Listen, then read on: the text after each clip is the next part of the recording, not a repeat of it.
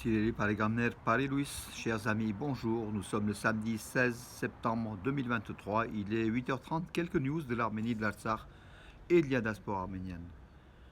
C'est avec le cœur lourd que nous devons admettre que le génocide des Arméniens n'est pas terminé et désire en finir, affirme la baronne Caroline Cox. C'est pas n'importe qui, c'est la baronne britannique de la Chambre des Lords britannique, baronne Caroline Cox, qui connaît l'Arménie, qui connaît l'Artsakh pour s'y être rendue une centaine de fois. Elle était en Arménie, elle était au corridor de la Chine, à Gornitsor, face à l'entrée du corridor de la Chine, où sont bloqués des camions de transport humanitaire, bloqués par l'Azerbaïdjan, toujours, qui refuse tout accès humanitaire pour le peuple arménien de l'Artsakh. Voilà, donc c'est un génocide en cours. C'est ce qu'elle dit. Pour moi, un grand monopole a été retrouvé en Arménie, mais mon collègue, donc le docteur John Ebner et moi-même sommes allés en Arménie à plusieurs reprises il y a 30 ans et nous avons rédigé un rapport sur ce qui se passait à l'époque, encore aujourd'hui au Karabakh. Et encore aujourd'hui au Karabakh. En fait, elle affirme qu'après 30 ans, nous revenons et malheureusement, la situation au Karabakh ne s'est pas améliorée en 30 ans. Voilà. Donc en fait, elle signale que le peuple arménien est au bord du génocide exécuté par le couple, par l'Azerbaïdjan. Et derrière, bien sûr, il y a la Turquie. Voilà donc la baronne britannique qui fait entendre sa voix, mais en Grande-Bretagne, il y a très peu de voix en faveur des Arméniens. La British Petroleum a des intérêts en Azerbaïdjan, comme vous le savez, des intérêts gaziers et pétroliers pour des milliards d'investissements. Et la voix des Arméniens de l'Artsakh se fait entendre très très peu, de temps en temps par Caroline Cox ou quelques autres. Voilà les Britanniques. L'humanisme des Britanniques, mes amis, c'est du business avant l'humanisme chez les Britanniques. Et qu'on ne critique pas la France quand même, malgré tout la France, il y a quand même un fond d'humanisme de la population, de la politique française. En Grande-Bretagne, c'est pas du tout, c'est que de l'hypocrisie, et on le voit, voilà. Alors, oui, la Russie est prête au dialogue avec l'Arménie et l'Azerbaïdjan, c'est ce qu'affirme donc le ministère russe des Affaires étrangères. Bien sûr, le dialogue, c'est ce que la Russie dit, mais jusqu'à présent, elle privilégie a priori l'Azerbaïdjan par rapport à l'Arménie, elle n'intervient pas du tout ni en Arménie, ni d'ailleurs dans le corridor de la Chine. Et maintenant, Moscou parle de dialogue, de réunir Arméniens et Azéris autour d'une même table pour essayer de faire l'arbitre, tout simplement, avant que Washington le fasse, avant que Washington et Bruxelles le fassent. Voilà, donc un petit peu Moscou le fait aussi pour ne pas laisser cette diplomatie internationale prendre le Sud-Caucase, donc prendre le dessus sur le Caucase. Et Moscou déclare à chaque fois qu'elle est prête justement à soutenir la paix, le dialogue. Mais Moscou ne fait rien pour justement protéger les frontières de l'Arménie. Avant tout, donc il faut aussi prendre la confiance des Arméniens avant de rechercher l'amitié, enfin la sympathie des Arméniens. Il faut aussi remplir son rôle de protecteur que la Russie n'a pas mené, que n'a pas fait, ni en Artsakh.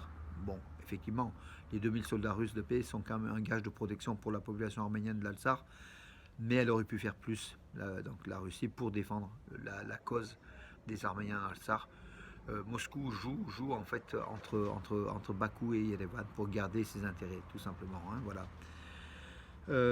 L'Iran pourrait déclencher une guerre pour empêcher le corridor de Zangezur. Le corridor de Zangezur, c'est un terme qui revient souvent dans la presse turque, voilà. Donc qui passe à travers l'Arménie, dans la région de Sulik, le Zangezur, et qui reliera, d'après l'espoir, d'après le dessin turco-azéri pantouranien, qui reliera donc l'Azerbaïdjan à la Turquie par Nakhitchevan par voie terrestre. Le corridor de la Chine, donc demandé par la Turquie, déclenchera la guerre de l'Iran, selon un analyste turc très très connu. Hein, donc voilà, il s'appelle Ahmed Sandal. Il a fait dans les journaux donc Anatolu, Gazete et Istiklal. Il affirme que justement que Téhéran reste ferme sur ce sujet, donc c'est une ligne rouge, et pour cela, l'Iran déclenchera la guerre qui ne sera pas profitable à la Turquie, hein, c'est ce que dit donc ce journaliste, une guerre qui n'a pas eu depuis 200 ans, la guerre donc de la Perse contre l'Empire ottoman. Aujourd'hui, elle pourrait se réanimer par le corridor de la Chine, donc au sud de l'Arménie, parce que pour Téhéran, c'est une ligne rouge. Téhéran l'a déclaré à plusieurs fois. Pour d'autres, ce n'est pas que pour les Arméniens. Hein. L'Iran a d'autres intérêts, notamment ne veut pas, comment dirais-je, que le bloc turco-azéri se renforce au nord de sa frontière. Et tout ça parce que l'Iran abrite aussi des millions d'Azéris dans sa partie nord autour de Tabriz. Et puis l'Arménie, c'est un lien donc, de l'Iran avec l'Europe, avec la Russie, avec tout le reste, donc le haut, le nord de l'Iran. Et puis du business aussi, hein, du commerce, c'est un axe de transport important pour Téhéran. Donc l'Arménie reste, le sud de l'Arménie reste quand même une zone protégée, une zone où aujourd'hui il n'y a que l'Iran hein, affirme, qui a de telles affirmations de défense de l'Arménie. Donc voilà, donc le Téhéran qui affiche les couleurs, qui affiche fort sa détermination de défendre l'Arménie, le sud de l'Arménie. Voilà. Fort heureusement, en l'absence de la Russie, au moins les Arméniens ont un partenaire. Hier, donc, on disait les canons indiens ont été livrés, des canons 6 des 90 canons donc, importants, des gros canons hein, mobiles ont été livrés à l'Arménie, puis de l'armement aussi. L'Arménie s'équipe, hein, il faut quand même aussi le dire. En face, les troupes azéries s'accumulent aux frontières donc, de l'Arménie, également autour de l'Artsakh, où il y a eu quand même quelques tirs. Bon, il y en a chaque jour. Donc cette nuit, il y a eu aussi des tirs à hauteur donc, de la frontière entre le Gueralkonik à l'est de l'Arménie, à l'est du lac Sevan, et la partie occupée donc, de l'Artsakh du côté de Kelbachar, où les Azéris ont tiré sur des positions arméniennes en Arménie. Donc je crois que c'est le village de Zil. Voilà, ça a duré une demi-heure à peu près, donc sans faire de blessés. Un festival consacré, donc je passe à la culture, un festival consacré à la promotion du pain arménien Lavache en Arménie, qui se déroulera donc ce mois-ci donc dans le village de Arevik, qui se déroulera le 23 septembre. Voilà, dans quelques jours, mes amis. Ça vaut le coup d'aller en Arménie pour le festival du pain Lavache. Donc ça s'appelle le festival La Magie du Lavache, où les boulangers arméniens, les artisans arméniens vous feront découvrir comment la préparation du lavage et puis donc le lavage dont la préparation est entrée en 2003 dans le patrimoine universel de l'UNESCO, le patrimoine culturel immatériel de l'UNESCO, la façon de faire du pain arménien lavache, voilà, c'est inscrit au nom de l'Arménie à l'UNESCO, c'est aussi une réussite. Donc il faut aussi y aller sur place, développer le tourisme et puis voir nos amis d'Arménie réaliser le lavage et puis participer avec eux et goûter le lavage une fois qu'on sort donc du tonil, le four qui est à même le sol. Hein, voilà. Voilà mes amis. Et puis donc le sondage, l'Union européenne, un sondage d'opinion montre que la confiance à l'Union européenne des citoyens arméniens envers l'Union européenne a augmenté, a même battu un record hein, d'après. Donc c'est un sondage sur 1000 personnes sélectionnées en fait, hein, selon les critères normaux d'une opinion. 74 des personnes se déclarent non, pardon. Oui, en 2023, 60% des citoyens font confiance en l'Union européenne. Donc 60% des citoyens d'Arménie font confiance, voilà. Et puis près des 3 quarts interrogés, les 74%, approuvent la relation entre approuvent positivement les relations entre l'Arménie et l'Union européenne. Voilà donc mes amis, voilà un rapprochement de l'Arménie à l'UE qui est favorable.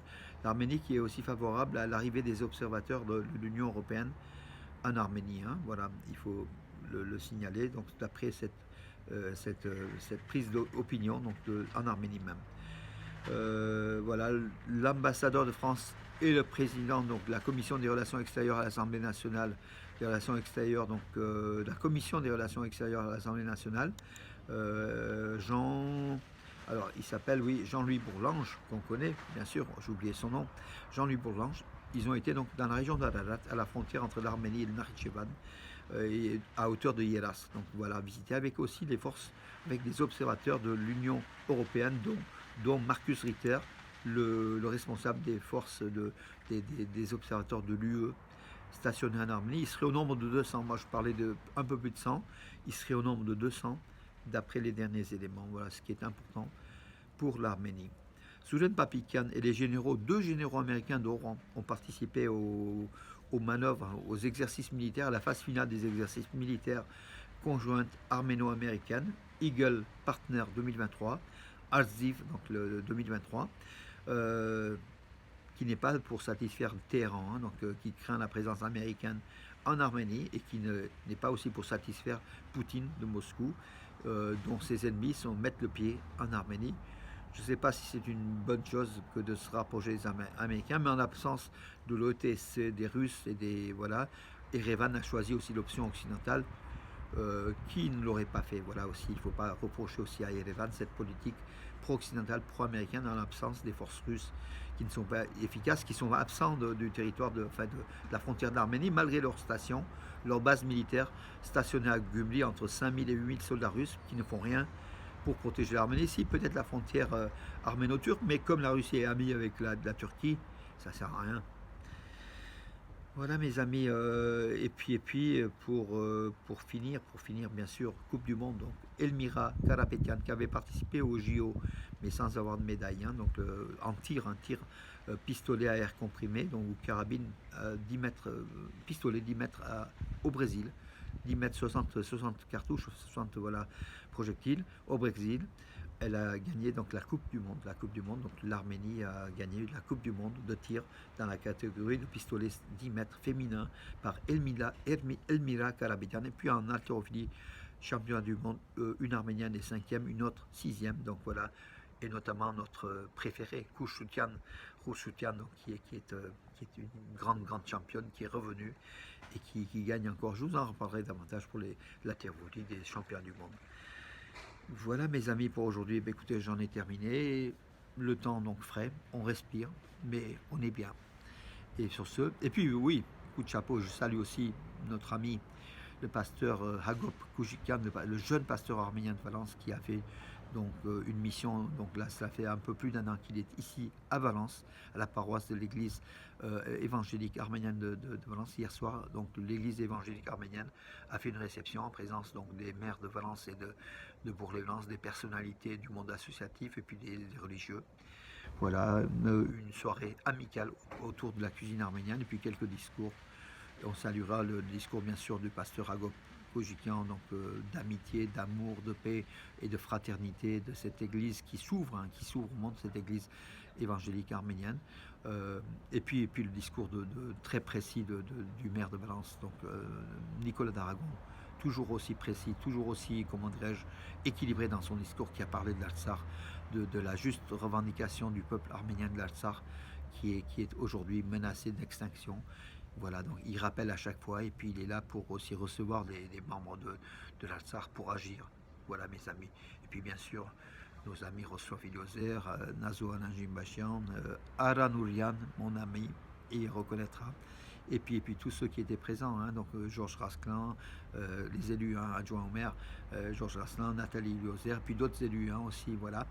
Je ne peux pas tous les nommer, voilà, j'ai commencé, bien sûr ça va déplaire à d'autres que je ne les cite pas, mais j'ai pas tout en tête mes amis, j'oublie, vous savez, avec l'âge, on oublie tout.